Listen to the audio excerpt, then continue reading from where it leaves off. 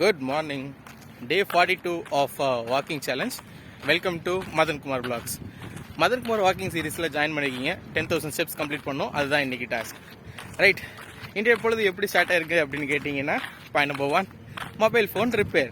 S, பார்த்தீங்களா, இதுதான் நம்ம ரெகுலர் எடுக்கிற மொபைலில் வந்து வீடியோ இன்றைக்கி எடுக்க முடியாது. ஏன்னா மொபைல் ப்ராப்ளமில் இருக்குது. இருந்தாலும் நம்ம இதை கண்டினியூ பண்ணணும் அப்படிங்கிறதுக்காக அப்பாவோட மொபைல் ஆட்டையை போட்டு வந்துட்டேன். அதில் தான் வீடியோ ரெக்கார்ட் பண்ணிகிட்ருக்கோம். ஸோ வீடியோ குவாலிட்டி நல்லா இருந்தாலும் நார்மலாக இருந்தாலும் அட்ஜஸ்ட் பண்ணிக்கோங்க. எஸ், இன்றைய பொழுது ஸ்டார்ட் ஆகிடுச்சு. இன்றைய பொழுது எனக்கு ஒரு குட்டி ஷாக் என்ன அப்படின்னா, நம்ம எல்லாத்தையும் முடிச்சுட்டு 42 டேஸை முடிச்சுட்டு 43 ஃபேஸ் 1 வந்திருக்கோம். பட் அதோட பெரிய ஸ்டாக் என்னென்னா, நம்ம இருந்த லொக்கேஷனை அப்படி என்டையராக மாறிடுச்சு. I will show you. நீங்கள் முன்னாடி வீடியோஸில் இருந்தால் ஃபஸ்ட்லேருந்து பார்த்துட்ருக்கீங்கன்னா உங்களுக்கு ஒரு விஷயம் தெரியும். என்ன அப்படின்னா, வயக்காடு மாதிரி தெரியும் இந்த இடமே. இப்போ பாருங்களேன், எல்லாமே நிரவி போட்டாங்க. எதுக்கு? இதுதான் நம்ம ஆக்சுவலாக வாக்கிங் போகிற இடம். ரைட், அந்த இடத்துக்கிட்டே வாக்கிங் போவோம். இங்கெல்லாம் காடு மாதிரி கிடக்கும். என்னடா இப்படி நடக்குது அப்படின்னு பார்த்தா பாருங்களேன், இந்த லைட்லாம் தெரியுதுங்களா? புதுசாக என்ன லைட்லாம் வந்திருக்கு அப்படின்னு கேட்டிங்கன்னா, இங்கே பாருங்கள், இந்த இடத்துல ஒரு ஸ்டேஜ் தெரியும். உங்களுக்கு ஸ்டேஜ் தெளிவாக தெரியுதான்னு தெரியல. இங்கே மீட்டிங் நடக்க போகுதாமா, இப்போ தான் சொன்னாங்க. என்ன அப்படின்னா, தமிழக முதலமைச்சர் மு.க. ஸ்டாலின் வருவார் போலங்க. துணை முதலமைச்சர் வராங்க. செந்தில் பாலாஜி அவங்களோட ஏற்பாட்டில் இங்கே முப்பெரும் விழா நடக்க போகுது. அதுக்குண்டான ஏற்பாடு தான் நடந்துகிட்டு இருக்கு. நான் உங்களுக்கு பேக் கேமில் கூட காட்டுறேன். லொக்கேஷன் எங்கன்னா இந்த இடம் தான்.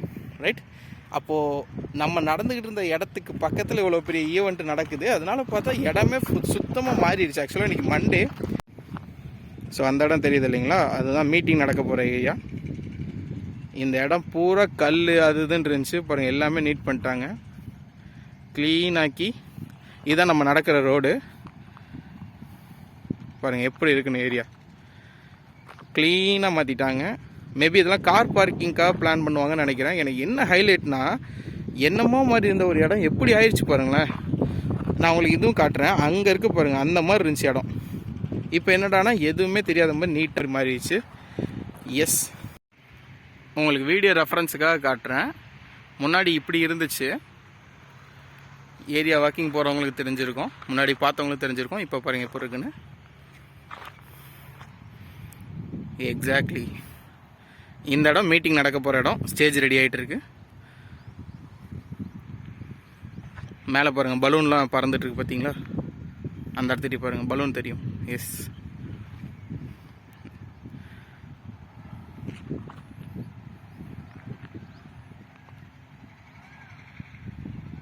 கண்டிப்பாக நம்ம வாக்கிங் சீரீஸில் இதுவும் ஒரு மெமரிஸாக இருக்கும்.